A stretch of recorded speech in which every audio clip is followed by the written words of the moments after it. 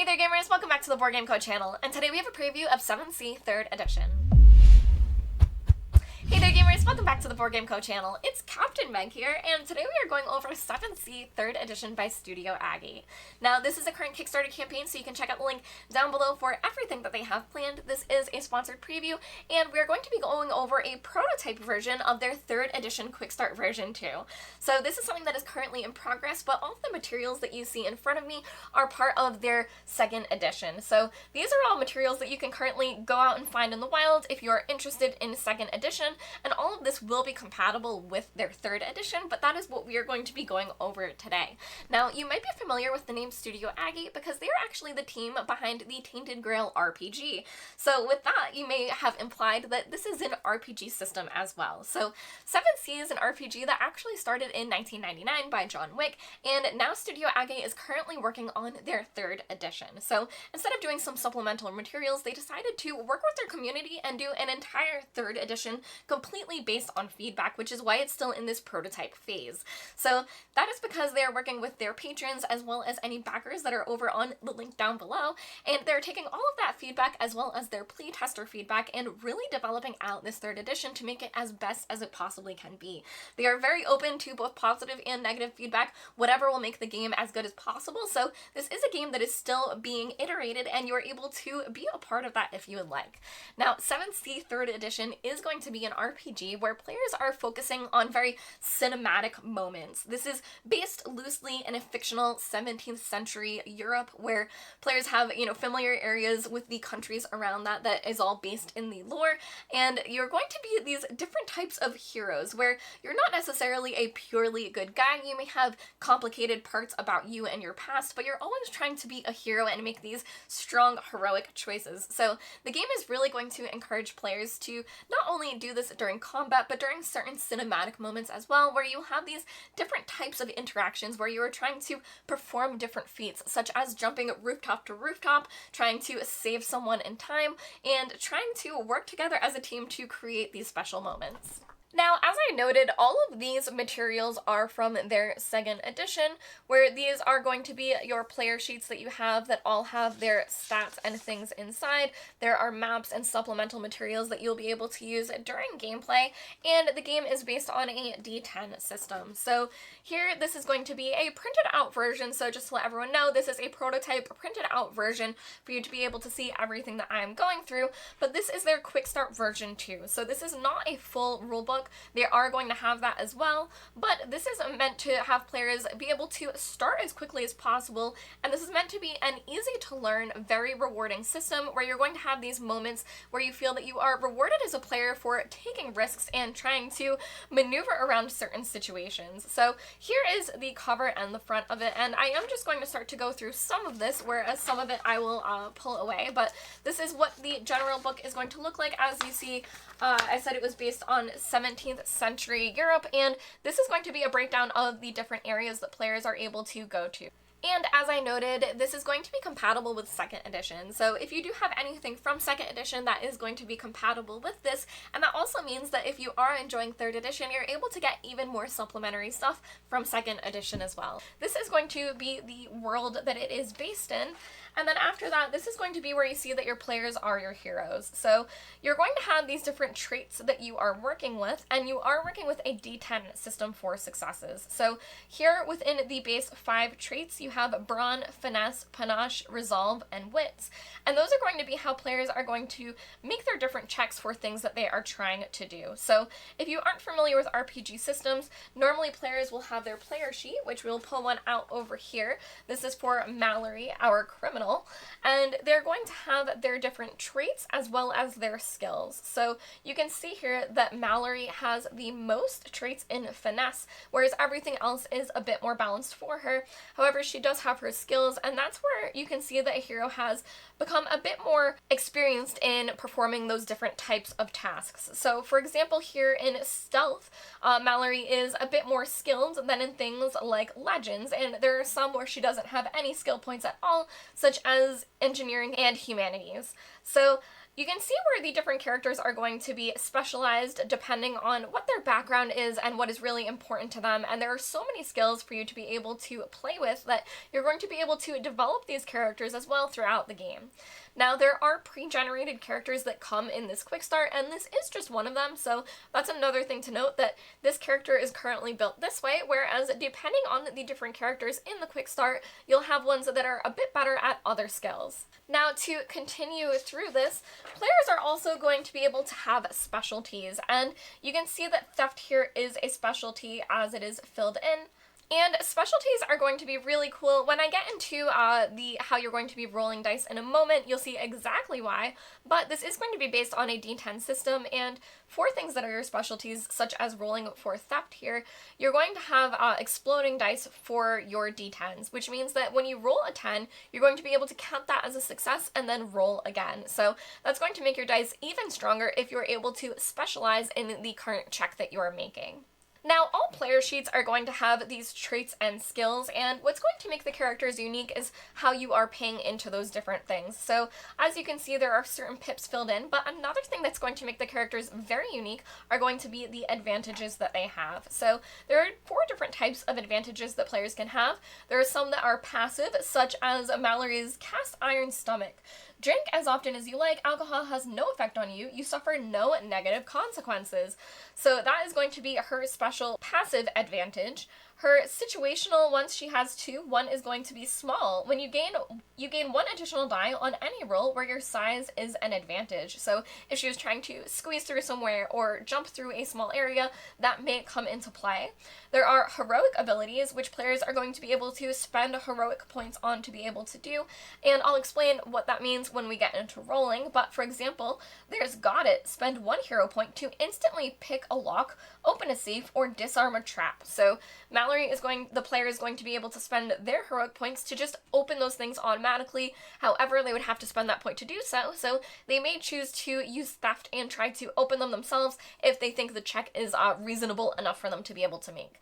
Now, finally, there are extraordinary abilities, and over here we have Criminal. Once per game, spawning the best exit or hiding place automatically succeeds. So you can see where that's really important. It's once per game, but it's something very cool that Mallory is going to be able to do, and that's a perfect example where this game is really trying to reward players for those cinematic moments where it wants you to try to do these really cool things, trying to make it for an exit, have it automatically happen somehow because you're just so skilled at that. So there are these different things that are going to come into play where players are going to try to do these really dramatic moments. Now, the wound system in this game is very unique as well, where players are going to have different wounds that they are able to take, and at a certain point, they're going to have a dramatic wound instead. Now, these dramatic wounds are going to be very dramatic, as the name implies, because it is going to add a d10 to your rolls, so you're going to be having something adding to the potential successes that you are able to roll, and they're even exploding dice, so you're able to re-roll those 10s, meaning that you're rolling these injury dice even more. But that can also mean that if you roll a 1, it's going to be a wound that hurts so bad you are frozen up, you are unable to move that turn. So it is going to hurt you as well and be able to stop your actions on that turn if you do roll a 1 and if it hurts you so deeply. So where you don't want to take these wounds, it also adds to that heroism part where you have this adrenaline running through you, and it adds something to your gameplay as well. Now, the general game system is pretty straightforward, both for the GM as well as the player. It's all going to be based on a D10 system where you're trying to keep your dice. So you are going to, as a player, suggest something that you would like to do, and you will choose a relevant trait as well as a skill. So, for example, as Mallory here, if we wanted to try to convince a guard to let us into a specific area we weren't allowed to be in, we may choose to use our wits as well as our persuasion. So for that, it's going to be 2 plus 2, meaning that we would be able to roll 4 dice for that particular check. Now, looking at our persuasion, there is a 7 there because 2 pips are filled in. So normally when rolling dice, you need to get either a 9 or a 10 for it to be a success. However, when you are using your different skills, you're able to reduce that. So for this persuasion, we are hoping for a 7 or higher, and then after that, the GM is going to announce the difficulty. So if this is something that is pretty easy, routine, perhaps you're trying to climb up a rope, you would give them a D1 difficulty, but if you were facing off against a boss or trying to do something extremely difficult that perhaps the player might not be able to do normally, you may make it a D6 or D7 difficulty, making it heroic or legendary. So for something like this where we are trying to persuade a guard and he isn't particularly aware of us being dangerous or anything like that yet, it might just be complicated, making it a difficulty of 2. So if we have a D2 difficulty with our 4 dice that we are going to be rolling, we are trying to hit at least a 7 for it to be a success. So we will roll those now and take a look here. This was not great for us at all. We rolled a 6, a 3, a 3, and a 4. So that was not successful at all, and honestly, I think that guard is onto us. He might know more about us than we thought. But taking a look here, if we had rolled a little bit differently, for example, if we had at least 1 success, we would still not be successful because it was that D2 difficulty, but perhaps we don't get apprehended by that guard, he just kind of tells us to go away. Now, if we did have both successes, at least 2 out of the 4 dice, then we would be successful in that check and able to move on with the thing that we wanted to do, where the GM would describe what the player would progress onto. However, if we were able to get at least 3 successes on that, perhaps this one was really lucky for us and an 8, then if we had at least 1 success, the final die that is a success higher than the difficulty threshold is actually going to become a heroic point for us. So, as I noted earlier, you're going to be able to spend those to get certain successes. You're going to be gaining them when you are making these regular checks and succeeding higher than the difficulty you are trying to do. Now, where this game does want to create heroes of its players, it also has villainy points for its GM. So it wants that you to have these heroic moments, and it doesn't want the GM to necessarily surprise players and come up with these huge, strong moves that come out of nowhere. So when players do use these heroic points, they're going to translate to villainy points for the GM, where that's going to be something that is publicly available for all players to see, to kind of have this looming sense that the GM has these villainy points available, and that they will be using them at some point to stop the players. So it's kind of a sense of karma for you to be able to see clearly on the table that if you pushed your luck too much and pushed your fate and tried to change your own dice rolls through those heroic points, you can see how that might come back to bite you with some villainy points in the end. Now, in 7th C 3rd edition, players are going to be playing through different types of scenes. So this is how you're going to be making these different checks, determining on the type of scene that players are playing with, and this is all to give the GM a bit of framework. So some of them are going to be dramatic scenes, and these are going to encompass some simple actions, as I said, trying to climb a rope or things like that. There are also opposed actions, which would be interacting with the guard and perhaps having them be a bit more savvy than we would like, and then there are also extended actions where players are going to be trying to do a sequence of things before they're really able to be successful in that final thing they were trying to accomplish. So players are going to have those different types of scenes that they're going to be playing through, but you will also have action scenes as well. So the action scenes are going to be a bit more structured, where there are going to be hero actions as well as opponent reactions, and this is where players are really going to be trying to build that sense of cinema, and they're going to be describing to their GM exactly what they would like to be doing to be playing through these different scenes. Now, finally, the Quick Start version 2 also has those pre-generated characters that I showed you, and it also has an adventure to get you started. So it has an adventure that starts you off right in the thick of things where, again, you're in this 17th century fantasy world where things are in the middle of political and religious intrigue, where you are at a grand reception and players are able to interact with NPCs as well as what might be enemies, and you're going to be able to maneuver around and make these different moments, both within action and attacking and things like that, but also trying to be a bit sneaky or diplomatic and being able to talk to the different NPCs to see what you are able to figure out as well. So there's a ton of lore behind this game. There are so many supplemental materials that there's a whole bunch to support it.